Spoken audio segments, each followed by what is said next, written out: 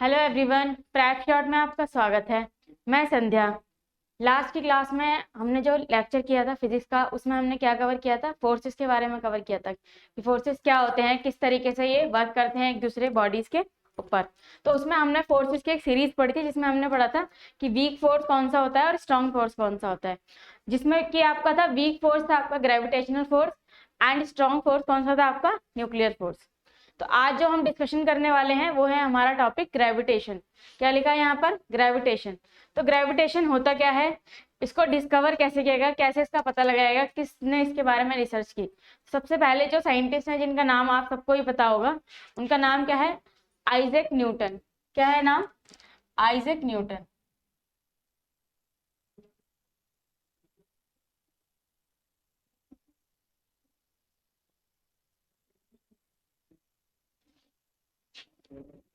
ठीक है, इन्होंने क्या किया, इसकी डिस्कवरी की, इसके बारे में इन्होंने पता लगाया। सबसे पहले इनको पता चला, कैसे पता लगा था ये तो आपको पता ही होगा। वो वाली स्टोरी सुनी होगी आपने कि पेड़ के नीचे एप्पल के पेड़ के नीचे बैठे हुए थे, एक सर पे इनके एप्पल आके गिरा। फिर इन्होंने सोचा उसे देख के कि जो भी सारी चीजें हैं, जैसे एप्पल है वो नीचे की तरफ आए, और कोई भी चीज जो हम अपवर्ड डायरेक्शन में अगर हम उसे मूव करते हैं, फेंकते हैं, तो वो नीचे ही आती है। तो ऐसा क्या है यहाँ पर अर्थ के पास, ऐसा क्या है जो उसे अट्रैक्ट कर रहा है? हर चीज उसकी तरफ ही आ रही है। तो इस तरीके से उन्होंने सोचना शुरू किया, फिर इसके बारे में बहुत सारी रिसर्च की। तब उन्हें पता चला कि ये एक फोर्स है जो क्या करती है, अर्थ लगाती है, जिसका नाम है ग्रेविटेशनल फोर्स, जिसे हम बोलते हैं ग्रेविटेशन। ठीक है, इस तरीके से उन्होंने इसकी डिस्कवरी की। और इसके बारे में उन्होंने क्या बताया कि ये क्या करता है, एक दूसरे को एक दूसरे चीजों को क्या करता है, अट्रैक्ट करता है अर्थ की तरफ। मतलब जितनी भी सारी चीजें हैं उसे क्या करेगा, अट्रैक्ट करेगा अर्थ की तरफ। आप कोई भी चीज ऊपर फेंक लीजिए, वो वापस क्या होगी, नीचे आ जाएगी। ठीक है, लेकिन अब आप कहेंगे कि जो सैटेलाइट वगैरह होती है वो लॉन्च होती है तो वो बाहर जाती है अर्थ के, है ना? जब अर्थ के बाहर जाएगी तो इसका मतलब उसकी जो स्पीड होती है, जो उसमें वेलोसिटी दी जाती है, वो कितनी होती है? वो ज्यादा होती है ग्रेविटेशनल फोर्स से। मतलब इतनी ज्यादा होती है कि जो ग्रेविटी है हमारी, जो ग्रेविटेशनल फोर्स है, उस पर वर्क ना कर पाए और उसे वापस से अट्रैक्ट ना कर पाए अपनी तरफ। और उससे पहले ही, अट्रैक्शन से पहले ही वो क्या कर दे, अर्थ से क्या निकाल दे, बाहर निकाल दे उसको, सैटेलाइट को जो हम लॉन्च कराते हैं। कोई भी कंट्री है जो लॉन्च कराती है, वो क्या करेगी, अर्थ से जो ग्रेविटेशनल फोर्स है अर्थ के ऊपर, उस फोर्स से ज्यादा फोर्स से हम उसे बाहर भेजेंगे। तो जिसकी वजह से क्या होगा, ग्रेविटेशनल फोर्स क्या है, कम हो जाएगा, और जिस फोर्स से हमने भेजा है वो ज्यादा हो जाएगा। तो जो हमारी सैटेलाइट है वो बाहर लॉन्च हो जाएगी, out of the earth. Clear हो गया सभी को? ठीक है, तो स्टार्ट करते हैं इसके बारे में। इसकी डेफिनेशन क्या है, एक बार इसकी डेफिनेशन लिख लेते हैं, फिर आगे डिस्कशन करेंगे। और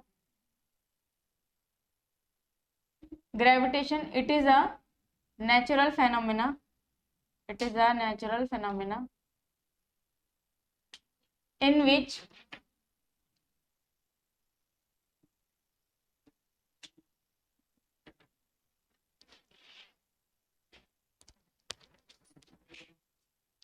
in which two bodies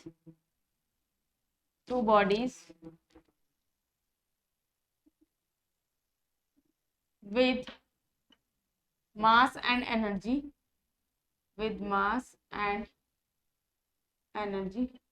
attracts each other,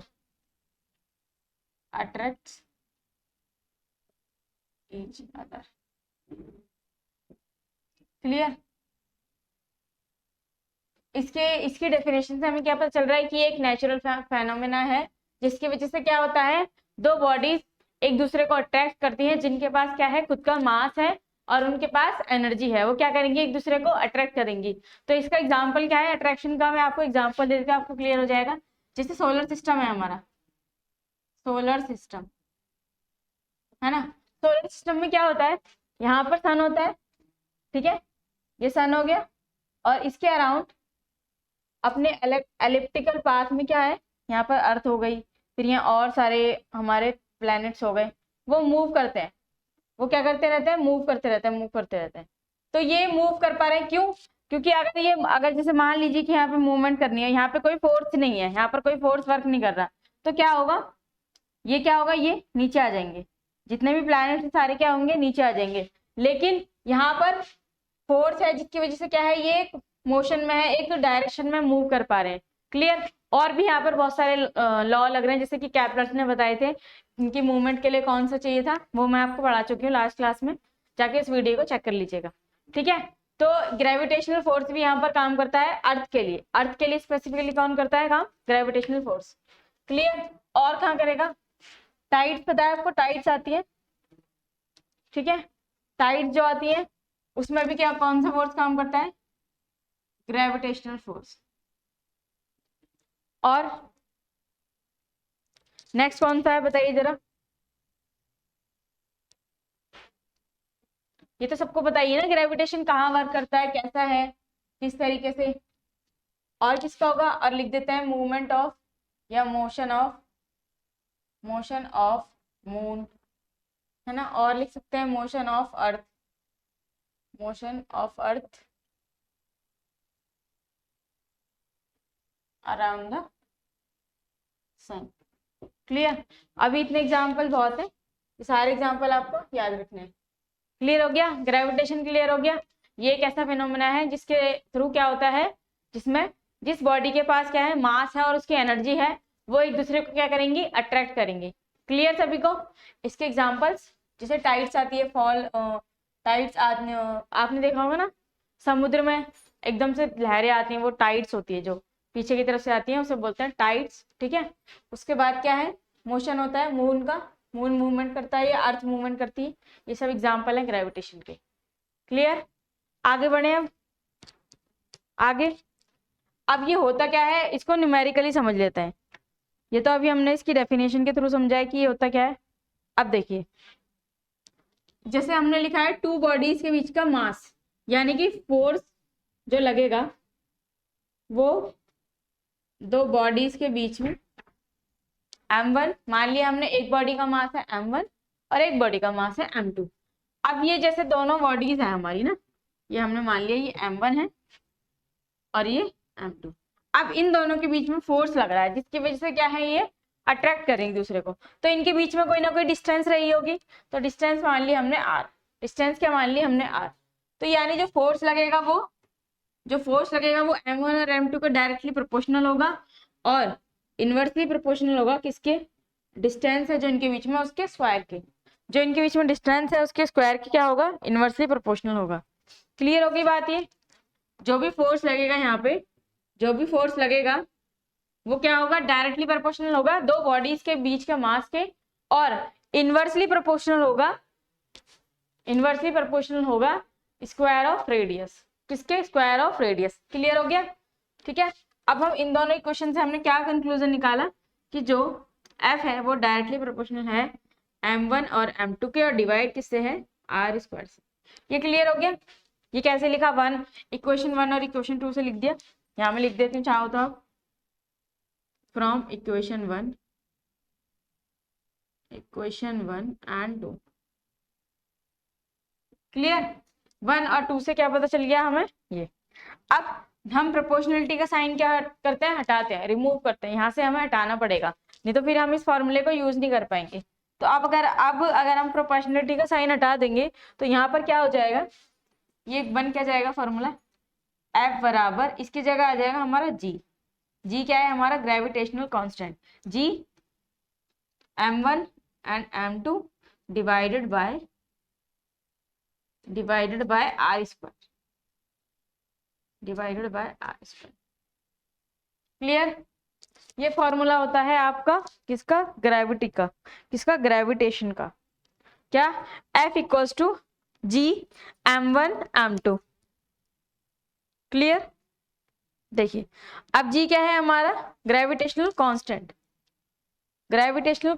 है। देखिए G क्या है हमारा? G क्या है यहाँ पर? ग्रेविटेशनल। एक कांस्टेंट लगाना पड़ता है जब हम प्रोपोर्शनलिटी का साइन हटाते हैं। तो यहाँ पर हमने क्या लगाया? G लगाया। G की वैल्यू क्या है? G को कहते क्या है? Gravitational constant. और G की वैल्यू क्या है? 6.67 into 10⁻⁻11 newton metre square. Clear? क्या है? Newton metre square divide bye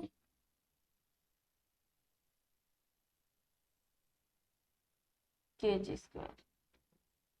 देखिए जी की वैल्यू क्या आई यहाँ पे 6.67 इंटू 10⁻⁻11 ये हमारी क्या है, जी की वैल्यू है, newton metre square kilogram square. देखिए यहाँ से हमने निकाला हमारे जो है फोर्स लग रहा है दो बॉडीज के बीच में, वो डायरेक्टली प्रोपोर्शनल है, F is directly proportional to m1 and m2। Next हमने क्या देखा कि F जो है इनवर्सली प्रोपोर्शनल है किसके, distance, square of distance between two bodies. तो बॉडीज के बीच में जो डिस्टेंस है ये हमने लिया r, इसके बीच की जो डिस्टेंस है उसको हमने r ले लिया, वो किसके इनवर्सली प्रोपोर्शनल है, किसके, फोर्स के।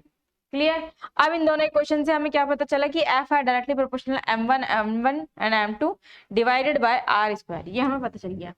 लेकिन अब हम जो हमारा कांस्टेंट का साइन है इसे हमें रिमूव करना पड़ेगा, इसलिए हमने यहाँ पे क्या लगा दिया, जी लगा दिया। तो जो हमारा कैपिटल जी है वो क्या है, ग्रेविटेशनल कांस्टेंट। क्या है वो, ग्रेविटेशनल कांस्टेंट, जिसकी वैल्यू क्या होती है, 6.67 into 10⁻⁻11 newton metre square divide by KG square. अच्छा ये कोई जानना चाहेगा कि ये यूनिट जो है ये कैसे आई है, किस तरीके से निकाली है, जो ये यूनिट है ये किस तरीके से निकाली है। तो मैं आपको एक बार यहाँ बता देती हूँ थोड़ा सा, ताकि आपको आइडिया हो जाए कि ये किस तरीके से यूनिट हम खुद से निकाल सकते हैं, बना सकते हैं। देखिए हमें यहाँ से क्या चाहिए, जी चाहिए ना, जी की वैल्यू चाहिए। तो जी की वैल्यू चाहिए होगी तो F into R square divide by m1 and m2। Clear. अब कैसे यूनिट निकलेगी जी की, फोर्स की यूनिट क्या होती है मैंने आपको बताया था, जल्दी बताइए फटाफट, क्या होती है, न्यूटन। क्लियर। देखिए न्यूटन होती है, और आर स्क्वायर मतलब मीटर स्क्वायर, और m1 और m2 क्या हो गया, केजी स्क्वायर। तो आगे आपकी ये, इसे हम ऐसे लिख सकते हैं, newton metre square divide by या फिर अपॉन में केजी स्क्वायर। क्लियर हो गई सभी को, ये वैल्यू क्लियर हो गई। ये आपकी जी की वैल्यू, जी की यूनिट पता चल गई सबको, ग्रेविटेशनल कांस्टेंट, और इसकी वैल्यू क्या है, ये यही है। जब भी हम फार्मूले में लगाएंगे तो हम क्या करेंगे, इसकी वैल्यू को फिक्स रखेंगे, इतनी ही रखेंगे हमेशा। क्लियर हो गया, ठीक है। अब हम क्या निकालते हैं, अब हम एक बार ग्रेविटेशन निकाल के देखते हैं कि किसमें कितनी निकलती है।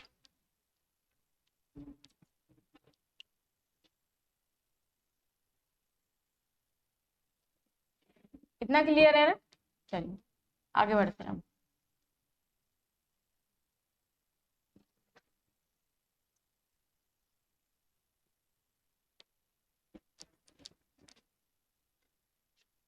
अब अगर हम अर्थ की बात करें कि अर्थ के लिए ग्रेविटी कितनी है, ग्रेविटेशन कितना है, तो वो कितना होगा, हम कैसे पता लगाएंगे।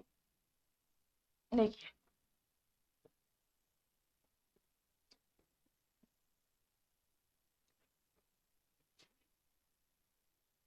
अब आपको ये चीजें ध्यान रखनी है कि इसकी वैल्यू क्या है। कभी कभी जी की वैल्यू भी आपसे पूछ लेते हैं क्वेश्चन में, आपको ऑप्शंस में दे देंगे कि इनमें से जी की वैल्यू कौन सी है, कैपिटल जी। ठीक है। अब मैं बार बार कैपिटल क्यों बोल रही हूँ, क्योंकि अभी हमें स्मॉल जी के बारे में भी डिस्कशन करना है कि वो क्या होता है, उसकी वैल्यू क्या होती है, वो चीजें सब कुछ डिस्कस करनी है आगे, इसलिए आपको मैं बार बार क्या बोल रही हूँ, कैपिटल जी बोल रही हूँ। अगर हम अर्थ के लिए फोर्स की बात करें, अगर हम अर्थ के लिए फोर्स की बात करें, फॉर अर्थ, मान लीजिए एक हमने बोल दिया एक बॉडी है हमारी अर्थ और एक दूसरी बॉडी है, तब क्या होगा यहाँ पे, तब हमारा फोर्स हो जाएगा जी एम m1 और एम ई मतलब अर्थ, और रेडियस भी किसकी आ जाएगी, दोनों के बीच की, यानी RE का स्क्वायर। क्लियर हो गया, ये हमारा है अर्थ के लिए फॉर्मूला। इसमें किसी को कोई डाउट तो नहीं है, किसी को डाउट तो नहीं है, आगे बढ़े अब। चलिए अब आता है ग्रेविटेशनल, अब आता है नेक्स्ट टॉपिक, ग्रेविटेशनल कांस्टेंट। क्या कहा मैंने, ग्रेविटेशनल कांस्टेंट। क्या होता है ग्रेविटेशनल कांस्टेंट, सुना ही होगा आपने, कभी ना कभी पढ़ा ही होगा। अगर आपको ऐसे नहीं समझ आ रहा तो मैं एक बार और बता देती हूँ कि ग्रेविटेशनल कांस्टेंट होता क्या है। ग्रेविटेशनल ग्रेविटेशनल कांस्टेंट तो मैंने बता दिया, ग्रेविटेशनल एक्सेलरेशन। अगर मैं आपको इसे दूसरा नाम से बताऊंगी ना तो आप जल्दी से समझ जाएंगे, ठीक है, पर पहले आप कोशिश कीजिए इसी नाम से बताने। ग्रेविटेशनल एक्सेलरेशन क्या होता है, इन शॉर्ट इसे क्या बोलते हैं हम, ग्रेविटी। क्या बोलते हैं इसे, ग्रेविटी। और इसे हम शो कैसे करते हैं, स्मॉल जी से। किससे शो करते हैं, स्मॉल जी से। क्लियर। ऐसे लिख दीजिए या फिर रिप्रेजेंटेड बाय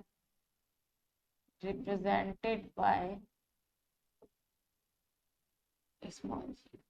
ठीक है, ग्रेविटेशनल एक्सेलरेशन, इसे हम क्या बोलते हैं, ग्रेविटी बोलते हैं। इसे हम रिप्रेजेंट करते हैं किससे, स्मॉल जी से, इसलिए बार बार वहां पे मैं कैपिटल जी के बारे में डिस्कशन कर रही थी। अब आपको पता चल गया, अगर आपसे स्मॉल जी के बारे में बोला जाए मतलब ग्रेविटेशनल एक्सेलरेशन है, और कैपिटल जी के बारे में बोला जाए इसका मतलब ग्रेविटेशनल कांस्टेंट है या ग्रेविटेशन है। क्लियर? क्या होता है ग्रेविटेशनल कांस्टेंट?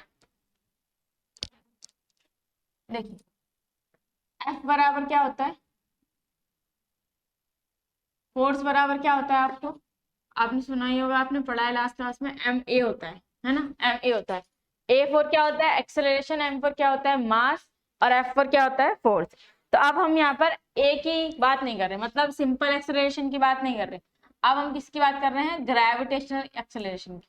किसकी, ग्रेविटेशनल एक्सेलरेशन की। तो हम इसे रिप्लेस कर देंगे और हम क्या करेंगे, एम जी लिख देंगे। यानी अब हम यहाँ पर किसकी बात कर रहे हैं, ये ग्रेविटेशनल एक्सेलरेशन की, ग्रेविटेशनल एक्सेलरेशन की। तो क्या फॉर्मूला हो जाएगा, F equals to M G. क्या हो जाएगा, F equals to M G. Clear? तो अगर हम स्मॉल जी की वैल्यू निकालें तो क्या आ जाएगा, m अपॉन एफ। क्या आ जाएगा, m अपॉन एफ। अब ये बताइए मुझे, जो ये f की वैल्यू है, क्या हम अगर हम इसमें रखना चाहें, ग्रेविटेशनल कांस्टेंट के उसमें निकालना चाहें g की वैल्यू, तो हम क्या लिखेंगे, हम यहाँ से इसे ऐसे कर देंगे, g बराबर m, f की वैल्यू क्या आ गई, g m1 m2 और डिवाइड बाय आर स्क्वायर, यानी आर स्क्वायर। ये आ गई वैल्यू यहाँ पे। क्लियर? ये वैल्यू आई है नहीं आई, बताइए जरा एक बार। ठीक है, और यही अगर हम g निकालना चाहें किसके लिए, फॉर अर्थ, ये तो सिंपल वैल्यू हो गई। अब यहाँ पर इनमें से किस जिसका भी मास सेम होगा, ऐसा होगा मास, वो क्या होगा, ये इससे कैंसिल हो जाएगी, जैसे ये m और m1 होगा, तो ये m और m कैंसिल हो जाएगा। ठीक है, वो डिपेंड करता है किसका मास है और किसके साथ हम कंपैरिजन कर रहे हैं, वो न्यूमेरिकल के ऊपर बेस्ड है। ठीक है, अगर हम अर्थ के लिए बात करें तो अर्थ के लिए फोर्स क्या होता है, जी क्या होता है यहाँ पर, G M, G M M E और आर ई स्क्वायर।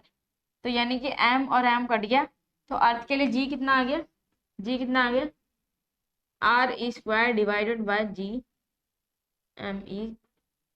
इसका मतलब जी की वैल्यू हमें पता है, ग्रेविटी की वैल्यू हमें पता लगानी है, और रेडियस ऑफ अर्थ हमें दिया होगा और मास ऑफ अर्थ भी हमें दिया होगा। हम फार्मूले में पुट करेंगे तो हमें पता चल जाएगा कि अर्थ पर जो है ग्रेविटी वो कितनी होती है, जो अर्थ पर ग्रेविटी होती है वो कितनी होती है। ये समझ आया सबको?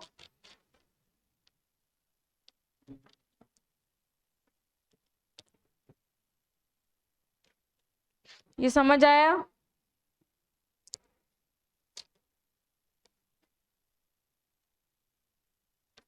ये क्लियर हुआ थोड़ा सा या नहीं, एक बार मैं फिर से बता रही हूँ। देखिए हम किसकी बात कर रहे हैं, ग्रेविटेशनल एक्सेलरेशन के बारे में, जिसे हम इन शॉर्ट कहते हैं। अगर हम छोटे उसमें जानना चाहें तो उसका एक और नाम से जानते हैं, इसका नाम क्या है, ग्रेविटी। इसे हम रिप्रेजेंट कैसे करते हैं, स्मॉल जी से। किससे, स्मॉल जी से।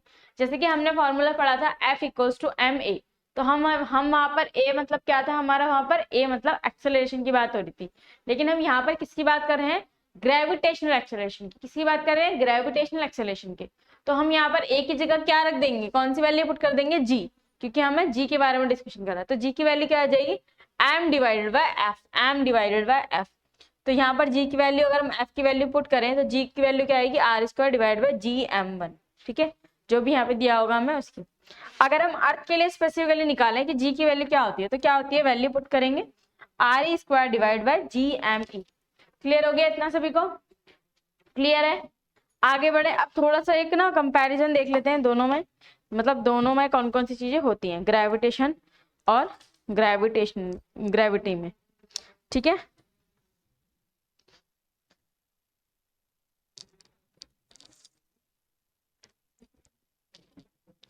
बस डिफरेंस आपको ये याद रखना है कि ग्रेविटी चेंज अकॉर्डिंग टू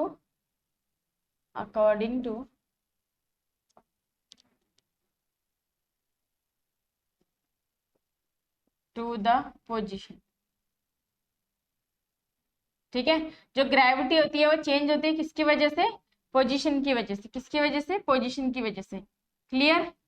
अब हम बात करते हैं ग्रेविटेशनल की। किसकी? ग्रेविटेशन कांस्टेंट की या ग्रेविटेशन की। तो gravitation does not change, gravitation change नहीं होती, डज नॉट चेंज, क्योंकि ये क्या है? एक फिक्स वैल्यू। जो कैपिटल जी है वो एक फिक्स वैल्यू है, कांस्टेंट वैल्यू है, वो कहीं पर भी चेंज नहीं होगी कभी भी। हम ऊपर चले जाएं, नीचे चले जाएं, ठीक है, अर्थ के सेंटर में चले जाएं या अर्थ के अराउंड, तो वो कहीं भी क्या होगी? चेंज नहीं होगी ग्रेविटेशन। कौन नहीं चेंज होगा? ग्रेविटेशन चेंज नहीं होगी, बट ग्रेविटी चेंज होगी। क्या होगी? ग्रेविटी चेंज होगी। अब ग्रेविटी चेंज हो रही है कैसे, ये देख लेते हैं एक बार।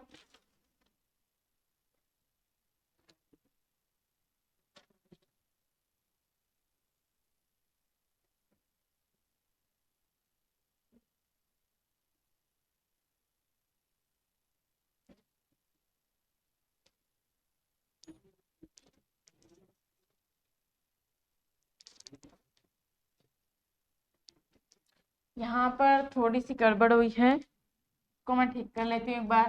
हाँ जी, हाँ जी, समझ आ गई है ना। एफ डिवाइड बाय एम, तो हमें यहाँ पर भी क्या करना पड़ेगा? चेंज करना पड़ेगा। क्या? एफ मतलब क्या हो जाएगा यहाँ पे? G m1 m2 divide by M R square. Clear. और यहाँ पर भी हमारा ये हो जाएगा आर स्क्वायर नीचे आएगा,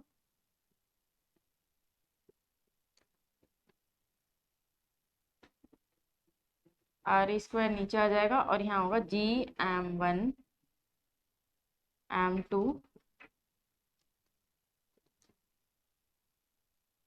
m और m1 और डिवाइड बाय एम एम यहाँ से कैंसिल हो जाएगा, तब हमारी वैल्यू क्या आएगी? ये आएगा डिवाइड में आर ई स्क्वायर, ऐसे जी m1। क्लियर।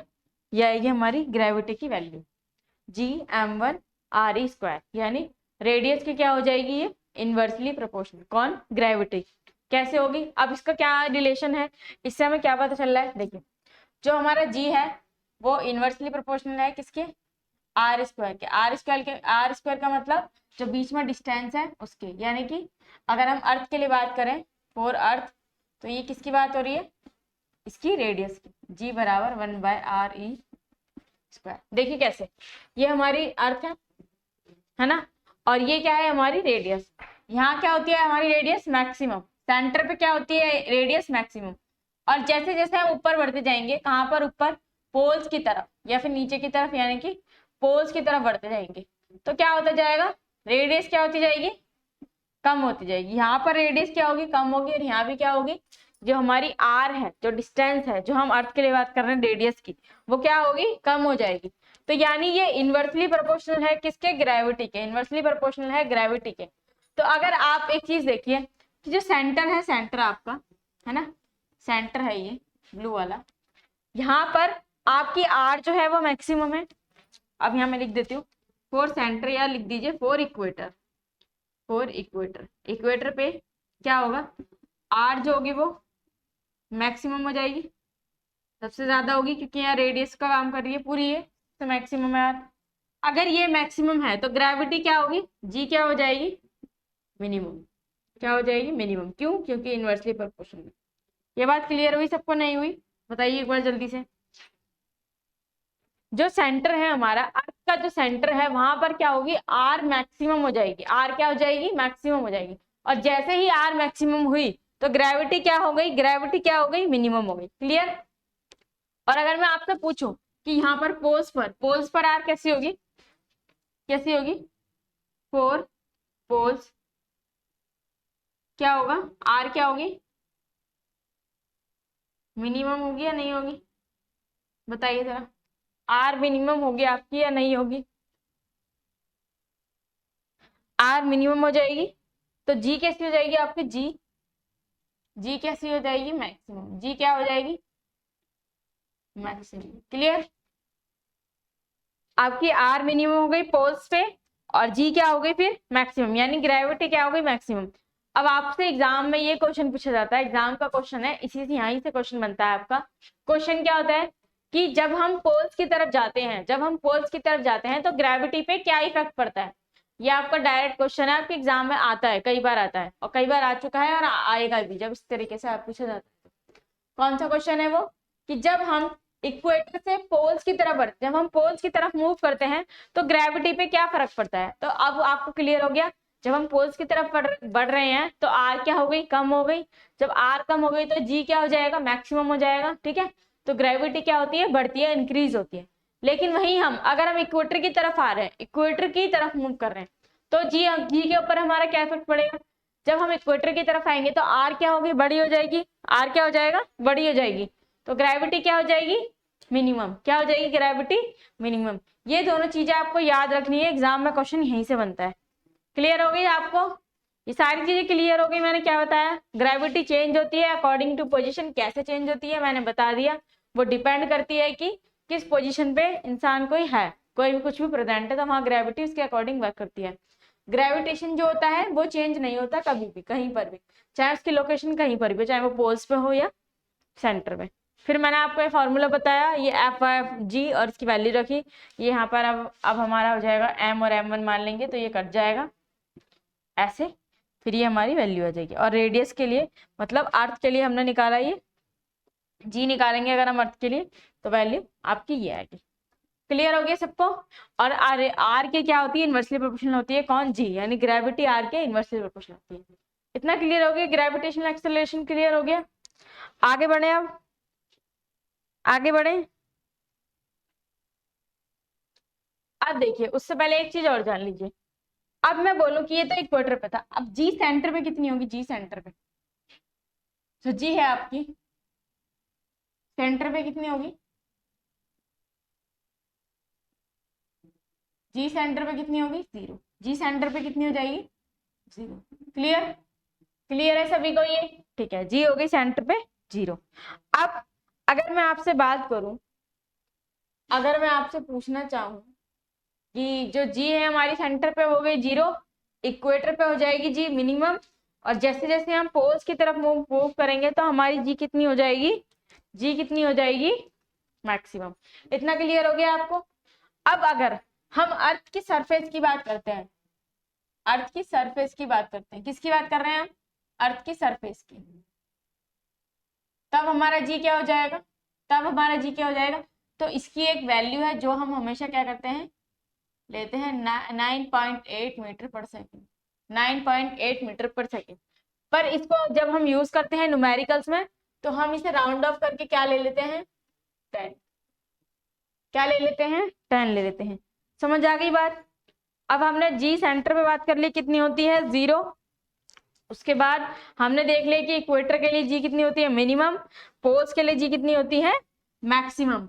और सरफेस के लिए जी कितनी होती है, 9.8 मीटर स्क्वायर, 9.8 मीटर स्क्वायर। और राउंड ऑफ करके हम कितनी ले लेते हैं इसे, 10 ले लेते हैं। क्लियर है ये बात सभी को, राउंड ऑफ करके हम कितने ले लेते हैं, 10। ये वाली वैल्यू भी कभी कभी पूछ ली जाती है एग्जाम में, कि जी की वैल्यू क्या होती है सरफेस पे, या जी की वैल्यू होती क्या है, 9.8 मीटर पर सेकेंड स्क्वायर।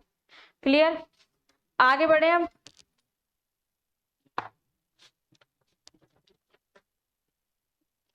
आगे बढ़े,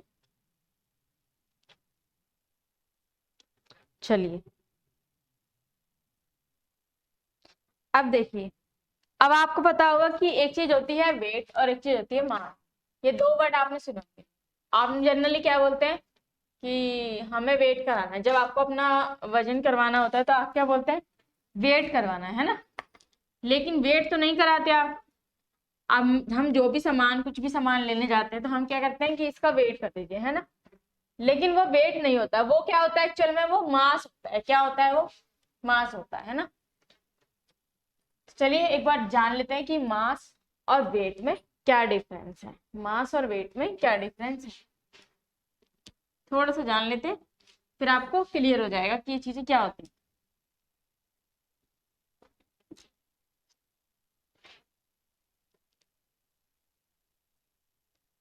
देखिए, अब एक बार हेडिंग डाल लीजिए इतनी, wait and mass.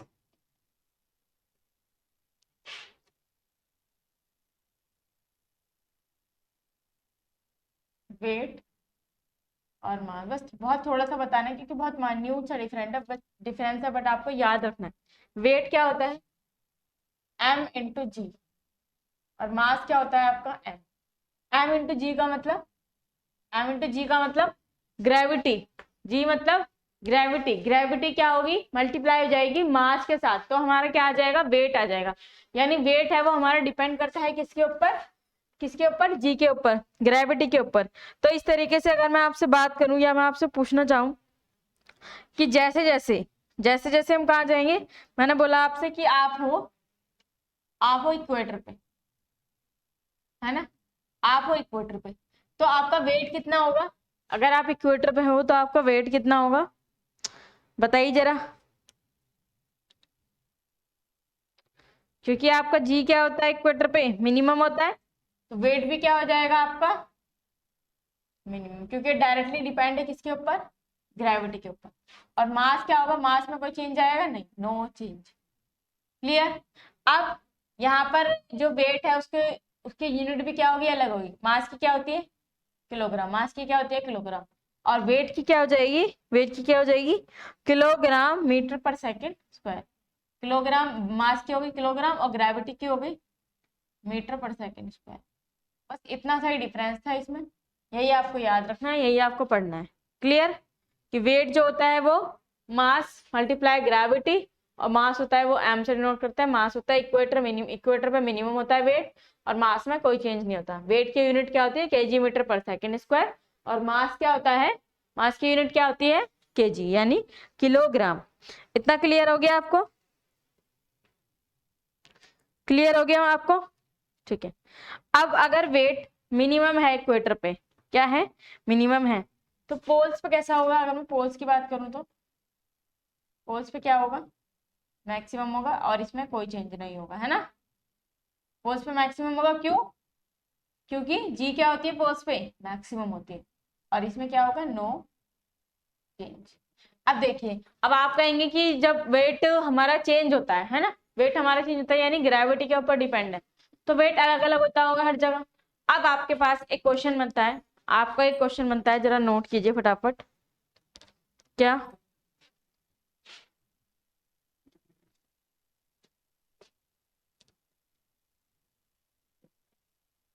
The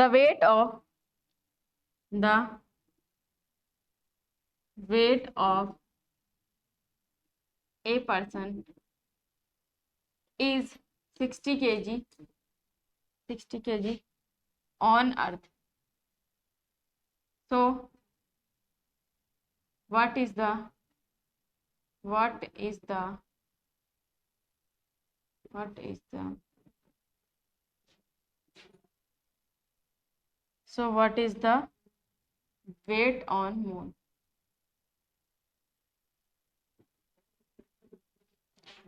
What is the weight of on moon? ठीक है, कैसे निकालेंगे?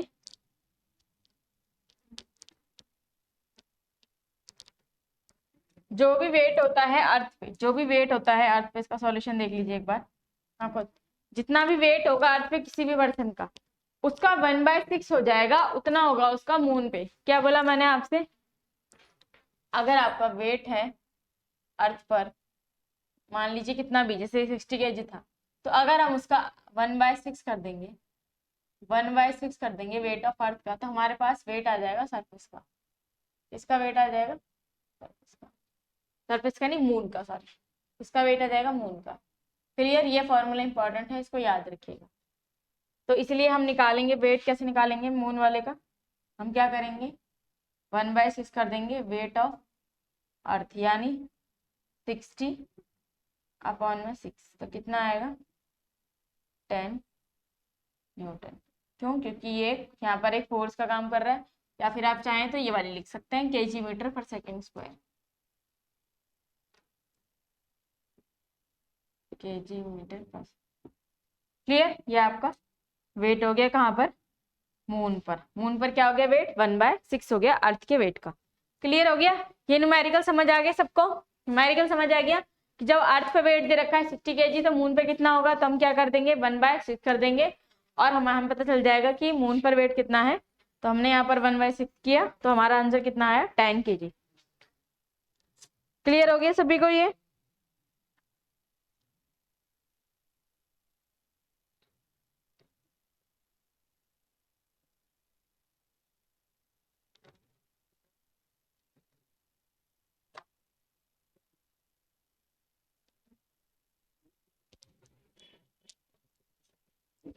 ठीक है।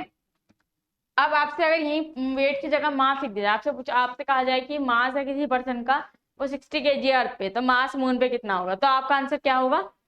No change. क्या आंसर होगा आपका? No change. क्योंकि मैंने आपको बताया कि मास डिपेंड नहीं करता किसी भी कंडीशन के ऊपर, किसी की पोजीशन के ऊपर कि कौन सी चीजें कहाँ पर है, उसकी लोकेशन क्या है, वो चेंज नहीं होता, वो सेम रहता है। लेकिन हमारा चेंज कौन होता है? वेट चेंज होता है। क्लियर हो गया? क्लियर हो गया? क्लियर सभी को क्लियर है? फटाफट कमेंट कर दीजिए, वीडियो को लाइक कर दीजिए फटाफट। चलें अब आगे बढ़े।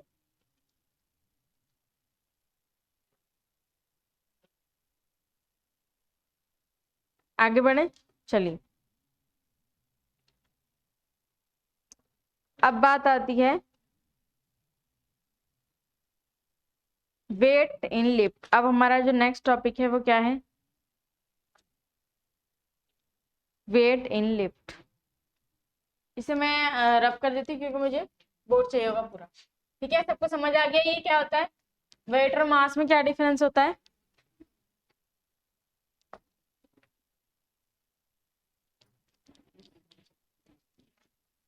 तो इस तरीके के आपके क्वेश्चन आते हैं कि अगर हमें वेट गिवन है अर्थ पे या फिर मून पे गिवन है तो क्या हो जाएगा, आप इसका रिवर्स कर देंगे, 6 से मल्टीप्लाई कर देंगे तो आपका अर्थ का वेट आ जाएगा। क्लियर?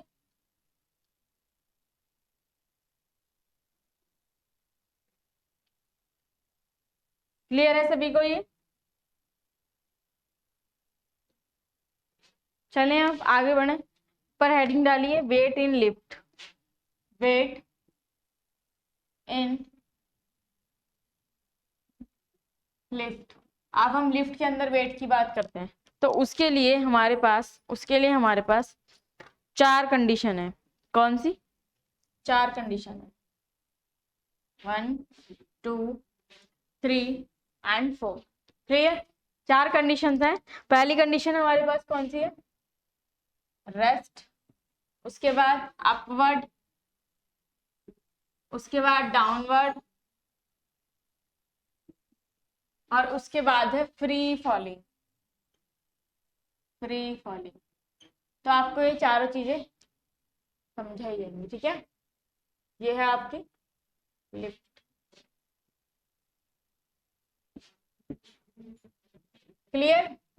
अब चारों कंडीशन में देखते हैं कि जो वेट होता है उसका क्या इफेक्ट पड़ता है, वो कैसे कैसे चेंज होता है।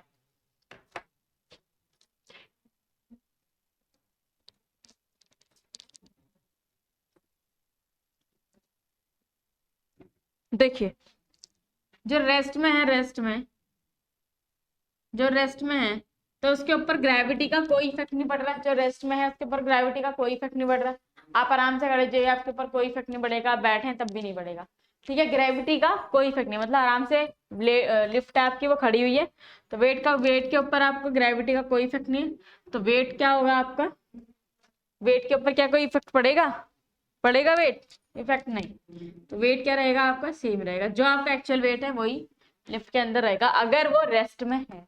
क्वेश्चन आता है अगर वो रेस्ट में, अगर अपवर्ड कंडीशन में यानी ऊपर की तरफ जा रही है, ऊपर की तरफ जा रही है और वेट आप भी हो इसके अंदर, मान लीजिए 30 किलो का पर्सन है इसके अंदर, तो और वो ऊपर जा रही है तो क्या होता है? आपने कभी भी खुद से फील किया हो, जब वो ऊपर जाती है तो आपको हैवी हैवी फील होता है। कैसा फील होता है? हैवी सा फील होता है कि हाँ भारी से हो गए हो आप, है ना? तो क्या होता है, जो आपका फोर्स, जो आपका वेट होता है, जो आपका यहाँ पर वेट होता है वो क्या होता है? इंक्रीज होता है। क्या होता है? इंक्रीज। क्लियर? वेट क्या हो जाएगा? इंक्रीज हो जाएगा जब मूवमेंट क्या होगी लिफ्ट की? अपवर्ड डायरेक्शन में। क्या होगी? Upward direction. तो उसे ऐसा फील होगा कि 30 kg से क्या हो गया? बढ़ गया। ठीक है, अब जब डाउनवर्ड आ रही है यानी नीचे की तरफ आ रही है तब वेट के ऊपर क्या इफेक्ट पड़ेगा? तो वेट क्या होगा? डिक्रीज होगा। क्या होगा? डिक्रीज। क्या होगा? डिक्रीज हो जाएगा, यानी कम हो जाएगा। जब डाउनवर्ड कंडीशन में आ रही है, नीचे की तरफ आ रही है, तो क्या हो जाएगा, वेट डिक्रीज हो जाएगा। Clear clear. अब फ्री फॉलिंग, फ्री फॉलिंग का मतलब क्या है, यहाँ पर थी, अटैच थी इससे रस्सी से, किसी चीज से अटैच थी, बट यहाँ पर क्या हुई, टूट गई, है ना, एकदम से ऊपर से वो टूट गई और नीचे फटाफट से आके नीचे लग जाती है ना, उसे बोलते हैं फ्री फॉलिंग। उससे आके वो क्या हो गई, नीचे अटैच हो गई, उसको क्या बोलते हैं हम, फ्री फॉलिंग। तो जब फ्री फॉलिंग होगी, जब फ्री फॉलिंग होगी तो वेट कितना हो जाएगा, 0 हो जाएगा। क्या हो जाएगा, वेट 0। तो जब वेट 0 हो जाता है, उस कंडीशन को हम क्या बोलते हैं, वेटलेसनेस। क्या बोलते हैं, वेटलेसनेस। ये क्लियर है सभी को, वेटलेसनेस, इसे हम क्या बोलते हैं, वेटलेसनेस। अब मैंने आपको 4 कंडीशन बता दी लिफ्ट के अंदर की, 4 कंडीशन कौन कौन सी होती हैं।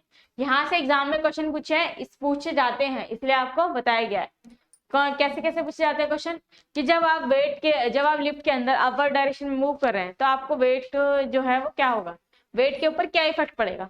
तो ऑप्शन 4 होंगे उसमें, डिक्रीज होगा, 0 हो जाएगा, इंक्रीज होगा, या कोई इफेक्ट नहीं पड़ेगा। तो आप क्या बोलेंगे, जब आप अपर डायरेक्शन में जाएंगे तो वेट क्या होगा, इंक्रीज होगा। क्यों हो रहा है वेट इंक्रीज, वेट इंक्रीज क्यों हो रहा है, क्योंकि जी, किसकी वजह से, जी की वजह से। किसकी वजह से हो रहा है, जी की वजह से। जैसे जैसे आप ऊपर जाते हैं, जी क्या होगा, बढ़ेगा। जब जी इंक्रीज होगा तो वेट भी क्या होगा, इंक्रीज होगा। क्लियर। और जैसे आप नीचे आते हैं, जब आप नीचे आते हैं तो जी क्या है आपका, कम होने लगता है। क्या होने लगता है, कम। तो वेट भी आपका क्या हो जाएगा, कम हो जाएगा, क्योंकि जी के ऊपर डिपेंड करता है आपका वेट। और जब आप इस कंडीशन में फ्री फॉलिंग, तो वेट क्या हो जाएगा, 0 हो जाएगा, है ना। तो उस कंडीशन को हम क्या बोलेंगे, वेटलेसनेस। क्लियर हो गया सभी को, ये उस कंडीशन को हम क्या बोलेंगे, वेटलेसनेस। क्लियर। चलिए अब आगे बढ़े, नेक्स्ट।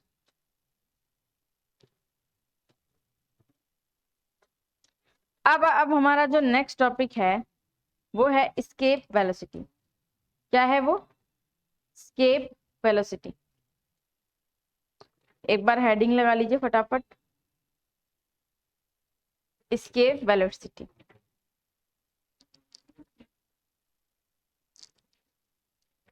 इसको मैं यहाँ से रफ कर देती हूँ, आप फटाफट हेडिंग लगाए। आप इसको ध्यान रखना है, कोई कॉन्सेप्ट है, कॉन्सेप्ट बेस आपको यहाँ पे पढ़ाया जा रहा है, कोई एक्स्ट्रा चीज नहीं है, जिससे कि आपको एग्जाम में कोई प्रॉब्लम फेस ना करनी पड़े। क्योंकि जो आपका एग्जाम आता है वो कॉन्सेप्ट बेस्ड ही आता है, इसमें कॉन्सेप्ट से आपके पूछे जाते हैं, आपसे एग्जाम्पल्स पूछे जाते हैं, एग्जाम्पल पे फोकस किया जाता है, कॉन्सेप्ट पे फोकस किया जाता है। क्योंकि थ्योरेटिकल तो देना नहीं है आपको, जो आपको उसमें रीजन भी लिखना पड़े या फिर ऐसा क्यों है, ये है, ऐसा नहीं होता। बस उसमें आपको ऑप्शन में से 4 ऑप्शन होते हैं आपके पास, आपको टिक करना होता है। तो ये क्लियर हो गया सबको, वेट कैसे चेंज होता है लिफ्ट में। क्लियर। अब लिखिए एस्केप वेलोसिटी। क्या लिखना है आपको, नेक्स्ट टॉपिक है हमारा एस्केप वेलोसिटी। क्या होता है एस्केप वेलोसिटी, क्या होता है।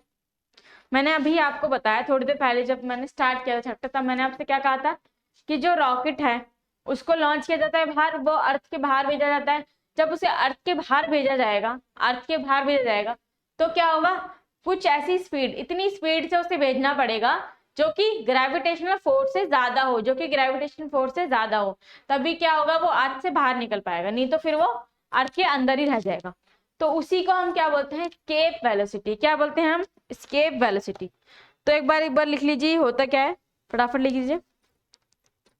It is the minimum velocity, it is the minimum velocity to break, it is the minimum velocity, it is the minimum velocity to break free from earth, free from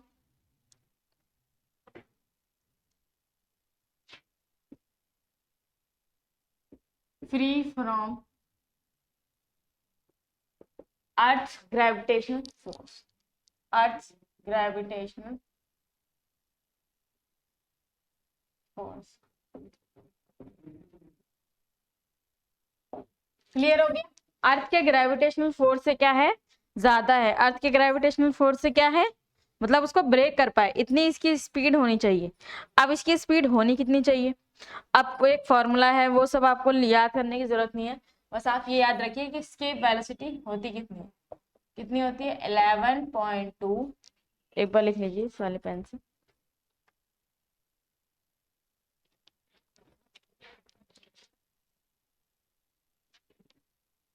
11.2 kilometre पर second,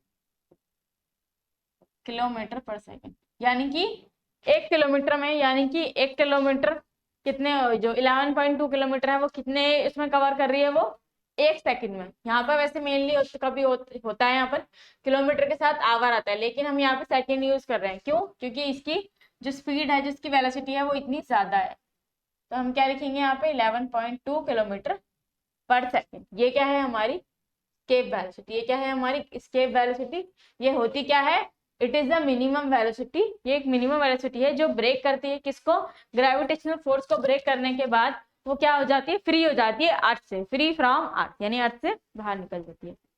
clear हो गया सभी को, ये clear हो गया।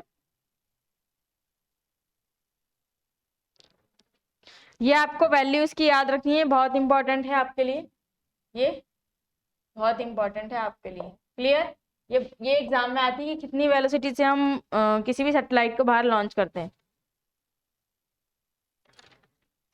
Clear हो गया सभी को। अब नेक्स्ट हेडिंग डालिए, ऑर्बिटल स्पीड।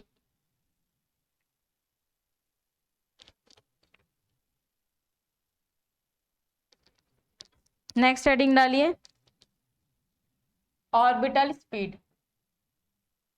ऑर्बिटल स्पीड या ऑर्बिटल वेलोसिटी भी हम इसे बोल सकते हैं।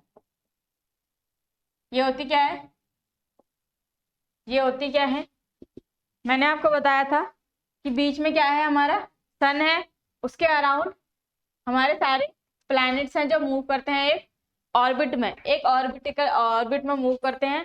तो जिस ऑर्बिट में, जिस स्पीड से वो मूव करते हैं ऑर्बिट के अंदर, उसे हम क्या बोलते हैं, ऑर्बिटल स्पीड या फिर ऑर्बिटल वेलोसिटी, या वेलोसिटी बोल दीजिए या स्पीड बोल दीजिए, दोनों का मीनिंग सेम है। क्लियर, दोनों का मीनिंग क्या है, सेम है। तो एक बार इसको डिफाइन कर लीजिए, इसकी डेफिनेशन लिख दीजिए, it is the speed of satellite by which, it is the speed of satellite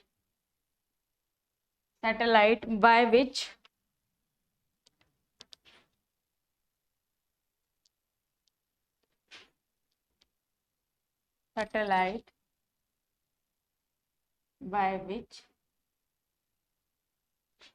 any satellite revolve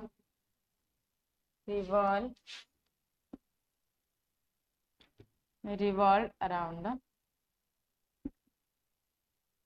देखिए मैंने क्या बताया आपको, मैंने भी बताया था ना कि सन होता है, उसके आसपास मूवमेंट कर रहे हैं कौन, अर्थ, और सारे प्लैनेट्स मूव कर रहे हैं, ठीक है। तो उनकी एक अपनी स्पीड होगी, नेचुरल स्पीड, लेकिन जो हम जिस स्पीड से हम इसको भेज रहे हैं, किसे, अपनी सैटेलाइट को, जैसे कि हमने यहाँ पर बना दी, ये हमारी सैटेलाइट, ये अर्थ है, ये हमारी सैटेलाइट है, ठीक है।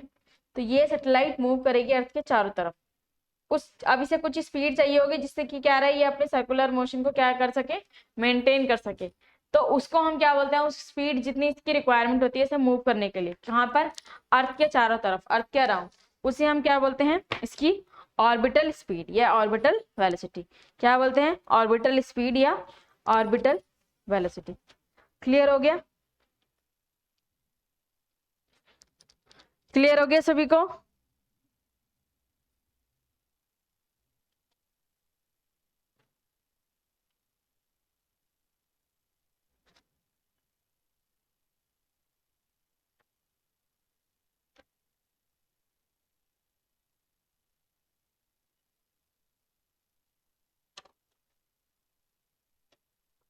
क्लियर, इतना क्लियर हो गया।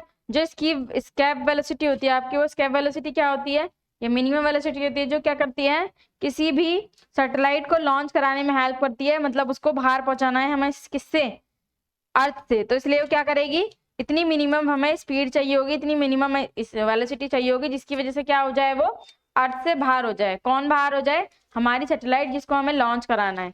क्लियर? उसके बाद क्या होता है? उसके बाद क्या, हाँ तो ये होती कितनी है एस्केप वेलोसिटी? 11.2 किलोमीटर पर सेकेंड। उसके बाद नेक्स्ट इसकी जो डेफिनेशन है वो अच्छे से याद रखिएगा। ऑर्बिटल स्पीड या वेलोसिटी क्या होती है? ये स्पीड होती है सैटेलाइट की जिससे किसी भी सैटेलाइट को हम क्या करते हैं? रिवॉल्व कराते हैं। किसके अराउंड? अर्थ के अराउंड। क्लियर हो गया सभी को? ये चीजें क्लियर हो गई सबको? अब एक बार जो कैपलर्स लॉ हैं वो तीनों आपको फटाफट बता दिए जाते हैं, उसके बाद हम आज की क्लास को खत्म करते हैं। तो जो कैपलर ने लॉ दिए थे वो 3 लॉ दिए थे, और उससे उसने क्या बताया कि जो हमारा यूनिवर्स है वो कैसा है, उसकी शेप कैसी है, किस तरीके से कौन मूवमेंट करता है, वो सारी चीजें उसने हमें इससे बताई। किससे? अपने लॉ से। तो हम क्या पढ़ेंगे अब? Kepler's law. 3 लॉ हैं जो कि आपके एग्जाम में पूछे जाते हैं। मैं बता दूंगी कौन सा ज्यादा इंपॉर्टेंट है, किसके ऊपर आपके क्वेश्चंस आते हैं। तो हेडिंग डालिए फटाफट से, कैपलर्स लॉ। हेडिंग डालिए Kepler's law.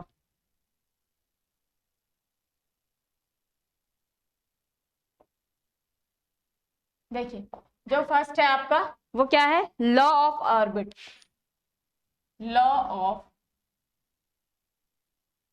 Orbit. Law of orbit क्या कहता है आपका? लॉ ऑफ ऑर्बिट क्या कहता है? और से जो सेकंड है आपका वो क्या है? Law of area. Law of area. और जो थर्ड है वो आपको क्या क्या कहता है? Law of period. क्लियर? ये 3 लॉ हैं आपके कैपलर्स के, इन्होंने दिए थे। इसमें इन्होंने क्या बताया था? All planet moves in an elliptical path. all planets moves all planets move in an elliptical path with the sun present in focus या in सेंटर बोल दीजिए या फिर आप फोकस बोल। क्लियर? क्या बताया था? लॉ ऑफ ऑर्बिट क्या बताया कि जितने भी प्लैनेट्स हैं वो एक एलिप्टिकल पाथ में मूव करते हैं। मैंने आपको बताया था ना, ये सन है और इस तरीके से मूवमेंट होती है हमारे प्लैनेट्स की। क्लियर? अब लॉ ऑफ एरिया क्या कहता है? लॉ ऑफ एरिया क्या कहता है? इसको लिख लीजिए एक बार।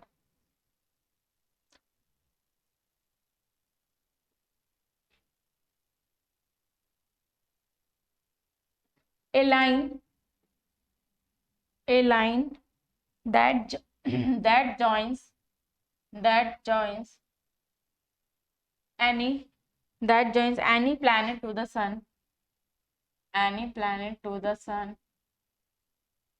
sun, swipes equal area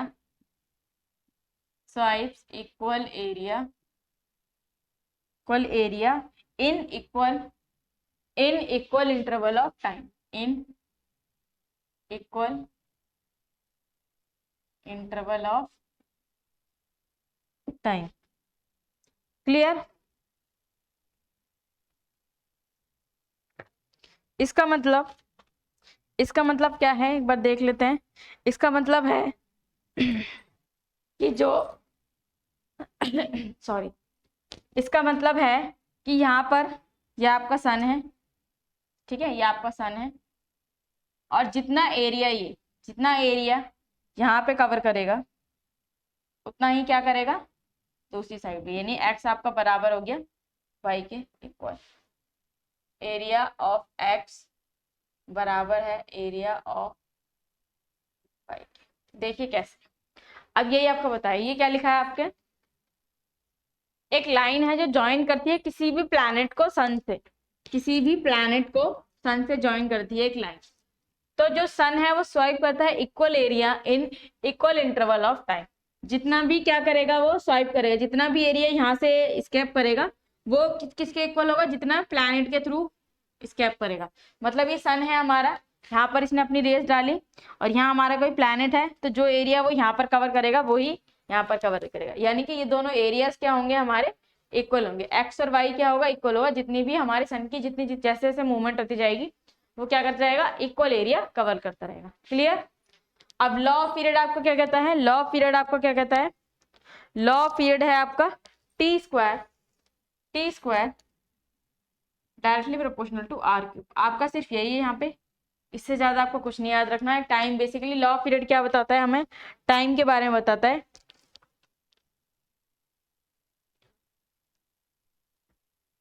ठीक है, जो हमारा लॉ ऑफ पीरियड है वो क्या है, T square directly proportional to R के क्यूब, यानी जितना टाइम होगा उसके स्क्वायर का डायरेक्टली प्रोपोर्शनल होगा आर के क्यूब के इक्वल।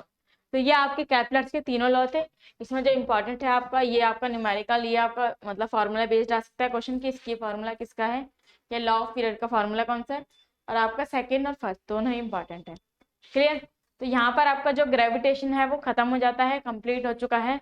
अब आपको नेक्स्ट क्लास में किसी और टॉपिक के साथ हम डिस्कशन करेंगे नए टॉपिक से। अब आपके जो लास्ट वीडियो डल चुके हैं उनको एक बार देख लीजिए, उसको लाइक कर दीजिए, चैनल को सब्सक्राइब कर दीजिए और इस वीडियो को फिर से पूरा देख लीजिए, क्योंकि ग्रेविटेशन बहुत ज़्यादा इंपॉर्टेंट टॉपिक है आपके सिलेबस के अकॉर्डिंग।